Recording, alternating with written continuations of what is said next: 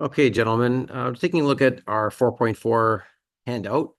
If you can take a look at that quickly with me. Which of the following parabolas is congruent?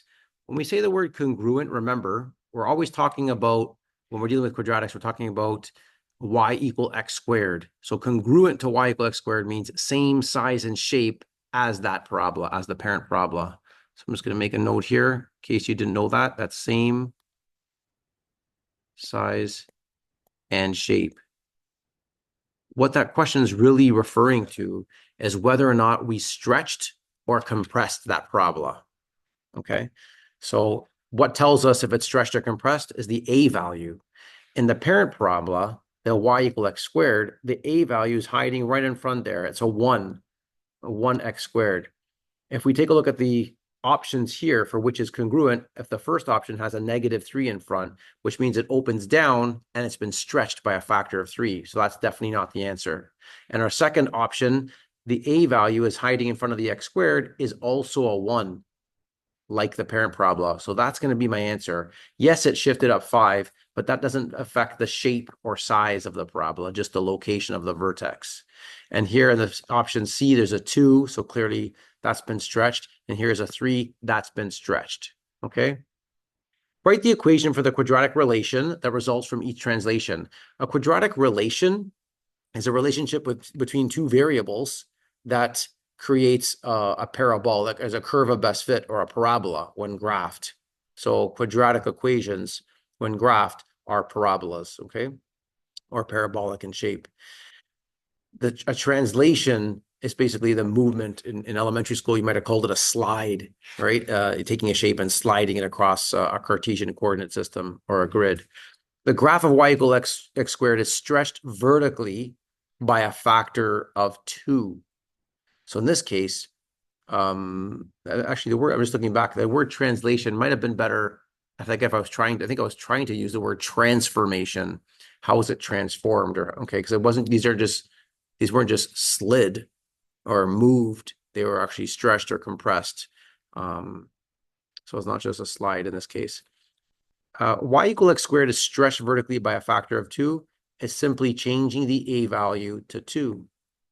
The graph of y equal x squared is translated 3 to the right, y equal x minus 3 squared. Remember, if it's 3 to the right, when x is positive 3, then if I'm graphing that, when x is positive 3, that's 3 to the right.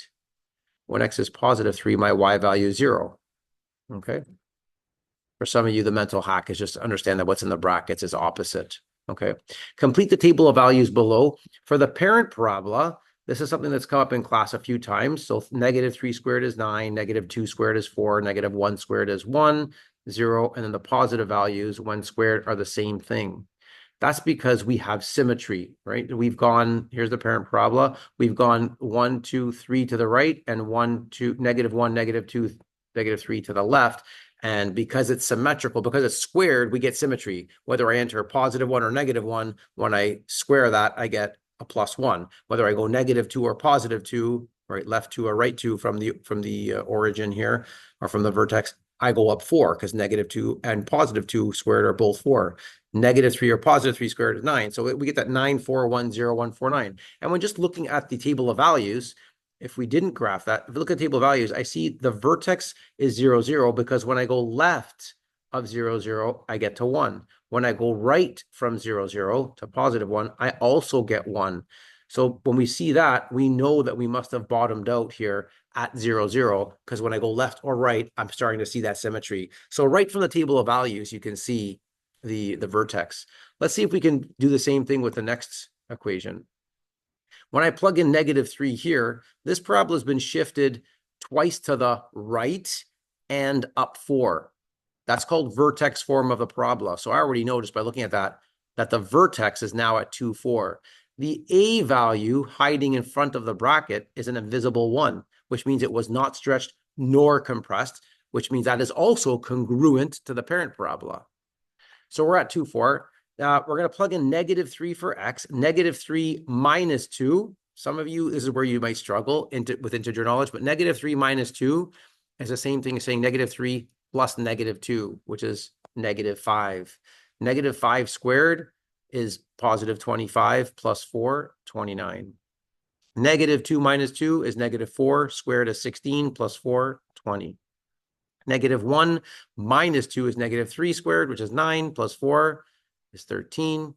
0 minus 2 is -2 squared, which is 4 plus 4 is 8. 1 minus 2 is -1 squared, which is 1 plus 4 is 5. And then 2 minus 2 is 0, so I'm just left with a 4. And then 3 minus 2 is 1 again, plus 4 is 5. Looking at that table of values, I can see some symmetry happening right there. There's my vertex. We knew that. But just by looking at the table of values, again, if I go 1 to the left, I get 5. If I go 1 to the right of what I think my vertex is there, I also get 5. So we know it bottomed out there. I say bottomed out because the parabola is, the A value is positive, it's opening up. But if there were a negative in front over here, if it were negative, then it'd be opening down, and I would say it peaked. It peaks at that point. That's where our vertex would be. Okay, so those are the table of values. The learning goals are basically the key concepts in the textbook, gentlemen. We're looking for different properties of a parabola. In this case, we talked about last class, the HK being the horizontal shift and the vertical shift being the K. And here's some examples of parabolas. Here's one example of a vertex form of a parabola where there's a stretch of 2. And in the next example, there's a compression of -3/4. And then we're just answering a bunch of questions basically about the parabola. What's the axis of symmetry? That came up in class as well. What's the stretch or compression factor? Well, this is 2. It's a stretch. That's -3/4, and it's a compression. The direction of opening, whether it's opening up or down, the A value, if it's greater than 0 or positive territory, it opens up. If it's A less than 0, if A has a value less than 0, then it's a negative number. That would mean it's opening down. If it's opening up, it has a minimum point. If it opens down, it has a maximum point. Okay, and then we're going to talk a little bit about this while I fill out some forms with you. There are some limitations on what the Y values can be. For example, if the parabola we're looking at here opens upward, if a parabola opens upward, then all the Y values occur, for the example on the screen, they occur from -1 up to infinity. But on the parabola to the right, they occur from 3 all the way down. So the Y values for that one are going to be equal, less than, or equal to 3. The parabola on the left, all the Y values will be greater than or equal to -1. The parabola doesn't exist less than -1. So let's take a look at a couple examples here. I'm actually going to skip to the easier question first, which is this one here, the second question on your page. If we could start with that one. It's asking us what the vertex is. Well, again, because this is vertex form of a parabola, I know that if I'm in the brackets, we had some horizontal shifting happening, and we said we do the opposite in brackets. So I know that this moved left 4, so I can write -4 for my X. And this is my K value, or my vertical shift. It moved down 6. So left 4, down 6, from 0, 0, I'm at -4, -6. The axis of symmetry is always the X value of the vertex. So it's X equal -4. If I were doing a quick sketch of this, I know it's stretched by a factor of 5. It moved left 4 and down 6. Let me just redo that. If it went left 4, down 6, somewhere down here, and it's stretched, and so basically it's opening up and it's a little bit skinnier than the parent parabola, if that's my parabola, the X value of the vertex, this is -4, and that's -6. Then my axis of symmetry is the line that splits it down the middle, right? That is X equal -4. So whatever the X value of the vertex is, that's always your axis of symmetry equation, X equal -4, okay? The stretcher compression factor relative to Y equals squared, this was stretched by a factor of 5. So I'm just going to write stretch factor of 5. Okay. The direction of opening, upward. And then here's where it gets a little bit weird. Let me write that again properly, sorry. Okay, upward. The values X can take. If I can just go back, for example, to that example that was given to us. On this example here, if we go, or maybe I'll draw it for you here. If I have a parabola, I'll just draw some little sketch here. If I have a parabola right here, let me draw one like that. If I go to the right once from my vertex, I'll run into my parent parabola. If I go to the right twice, I'll run into I can go up to my parent parabola. I go over 3, 4. Now this, because this opens to infinity, I can technically go to a million or to infinity to the right, and eventually I'll catch my parabola. If I went to a million, I'd be catching my parabola up in the sky somewhere, right? But if I go left here, I can catch my parabola. I can go left here more. I can go right outside the room, and then I'd still catch my parabola if I go up, because the parabola opens to infinity. It just keeps getting wider and wider and wider. So X, technically, I can go X positive territory to infinity, or X left to infinity. In grade 9, we learned a bit about number systems: whole numbers, integers, fractions, rational numbers, irrational numbers. We talked about that. All those numbers, whether it's -3/4, -9/2, +1/3, -7, +15, 0. Those are all those numbers belong to the set of what we call any real number. In math, basically what we want to say for this question is, our parabola exists when X is positive infinity or negative infinity, and X can be any real number. So how do we say that with math language? There's actually what we call set notation. So we're going to actually do this little fancy schmancy bracket, and we're going to say X, and here's how you write belongs to the set of any real number, which means it could be a whole number, a natural number, a whole number, an integer, a fraction. It could be any rational or irrational number like pi, √2, things that have or irrational numbers don't have a terminating decimal, right? They go on forever, like 3.14159265. Pi goes on forever. So X belongs to the set of any real number. We do a double line here for R, and we close our bracket. That takes practice, but that is proper math communication to say that is the domain, or this is the values X can take can be really any number for X. In grade 11, you might see this instead. And for the Y values, you might see this. So the Y values is a little bit different. What we want to say for the Y is the Y value, Y could also be any real number, and I'll draw this part in red, except, all right, as long as here, if we look at this parabola given here in this diagram, my Y values don't exist they don't exist above that point, right? So in this case, the Y values, there are none above number 4. If I hit 4, I catch the parabola. 3, I'll catch the parabola. 2, 1. But if I go to 5, there is no parabola there. So all my Y values exist from 4 down. In this parabola, our parabola that I sketched here, it's opening up. Our Y values are at -6 and above. There is no parabola down here at -7 or -8. So for this parabola, I'm going to say the Y can be anything except as long as Y is greater than or equal to -6, which was the Y value of our vertex. You'll notice that is the Y value of the vertex, right? So Y could be anything, but we want to let the person reading this know that our Y values, there is no parabola below -6. There's no parabola because it's opening upward from -6. Okay, armed with that information, let's look at this last question here together. So the vertex of this parabola, now we're given the graph and we're going to find the equation. So if I'm given the graph, I can see right away that the vertex is right there, which is 1, 4. That part's easy. Just observing the diagram or inspecting the diagram and taking the information from it. It's 1, 4.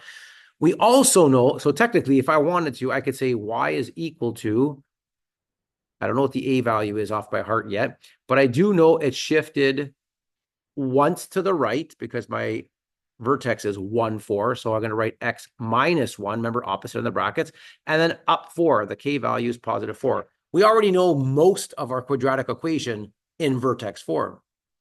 The axis of symmetry, again, is the X value of the vertex. So that's X = 1. Stretch or compression factor, we're going to calculate that together. The direction of opening, we know this one is opening down. And the values X can take, for the parabolas in grade 10, what we're doing, they open up or down. So all the X values, right, the parabola always opens horizontally to infinity. So we're going to say X belongs to the set of any real number. We know that. And we can even, if we wanted to start jotting some stuff down right now, we could say, I already know y could be any real number except the y values don't exist below 4. So y has to be less than or equal to positive 4 in this case. So we already have those two covered. What we need to find is the A value, the stretch or compression factor. Now, there's two ways of doing it. On a test or in your homework, we want to do our work. We want to use our algebra and plug in values and solve. But you could also do by inspection. Again, for marks, you want to show your work. But if we want to just do this by inspection, we could take a look here. We know the parent parabola, like I said earlier, if we go over 1 to the left or over 1 to the right from the vertex, 1 squared is 1, or negative squared is 1 as well. Negative 2 or positive 2 squared is 4. Negative 3 or positive 3 squared is 9. So when we go over 1, we go up 1. Over 2, up 4. Over 3, up 9. But here, it's opening down, so we should still be able to go over 1, down 1, over 2, down 2, over 3, down 3. But from our vertex, if I were to go from 1, if I were to go over 1 to the left here to 0, I should technically, if it's congruent to the parent parabola, should go down 1. But it looks like this is actually going down 2. So it looks like to me this has been stretched by a factor of 2, because when I go over 1 from the vertex, it doesn't go down 1 like the parent parabola. It goes down double. Okay. And if I want to just double check it, I can go over 2, go over to negative 1, and then it looks like it's going, instead of down 4, it should probably go down 8 if it's double. So what is 8 down from here is negative 4. So that looks like it went down double the parent parabola. So I'm pretty confident by inspection that's what it is. But in math, we don't want to just be confident. We want to be certain. So how do I be certain? Now, I'm going to plug another coordinate in. So if I can put another coordinate for x and y, if I can put values in for x and y, the only remaining variable that I have to solve for is a. We're not going to plug in the vertex to vertex form, because what would happen there if you plugged in 1 for x and 4 for y, 1 minus 1 is 0. And 0 times a is 0. That would just become out to 0 plus 4, which is 4. And we'd have 4 equal 4. That doesn't do us any good. All we've proved is that the vertex is the vertex. We knew that. We need to find another coordinate. Okay. And the other coordinate that's most obvious is right here, 0, 2. So we're going to sub in. I'm going to communicate 0, 2, 2 for y. And we're going to sub in 0 for x.